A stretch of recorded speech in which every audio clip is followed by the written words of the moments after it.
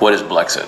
I would say Blexit is a re-education for the minority community. It's just a re-education program, and trying to undo what the left has done, the spell that the left has cast on minorities to think that we're somehow separate from the American dream. Yeah. You know, Blexit is synonymous with patriotism almost, and for some reason we didn't believe, we think patriotism is a dirty word. We've been taught that, and that's just not the truth.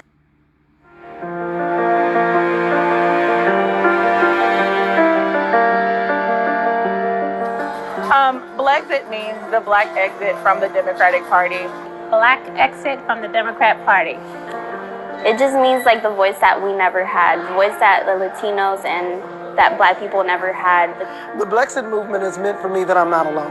Blexit just means information. It means freedom, mental freedom. Blexit means to me Latinos, Jews, black people, minorities, white people leaving the old mindsets behind. There's a lot of people that choose their political views solely on skin color. And I think that's a big problem. I don't stand for almost anything the Democrats are throwing at the table. It means that we are free thinkers. We're able to make opinions on our own. We're able to search for those facts and come up with our own sort of conclusion on how we should vote, not just a monolith. When I finally began to admit that I'm really a Republican at heart and more conservative than most people that I know, I found out I was really alone.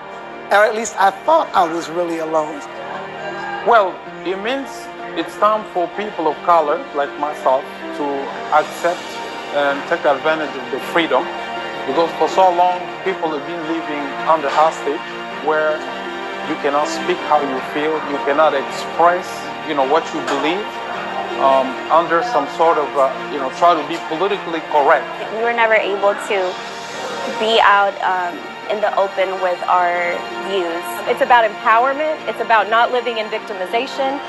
It's about spreading the truth and rallying together, because in that way we're going to change the country. And so we're basically the next wave of conservatism.